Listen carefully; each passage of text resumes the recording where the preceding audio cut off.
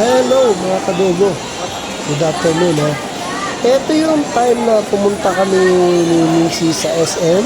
Nakipag-meet kami dun sa sisya at sa aking mga pamangkin. So nagulat ako. Ito yung sinasabi ng sisya na meron silang bagong aso na cross ng Shih Tzu and Aspin. Si Pulgas yan, si Pulgas nagkakamot-kamot na.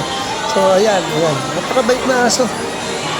Kaya natuwa rin ako at ito binlag ko. Mabait to si Pulgas. Alagang-alaga, lagi nililiguan, tapos mabango. Pag ginawa ka mo, mabango talaga. Si Pulgas, kakamot-kamot na si Pulgas, Uy, tigil na, uy. Ayan na, kakamot-kamot na, ayan na. Tama na, Pulgas, tama na. Kidding aside, ang pangalan niyan is Maya. Ang ganda ng kinalabasan, no? Cross siya ng Shih Tzu and Aspin. May kaliitan.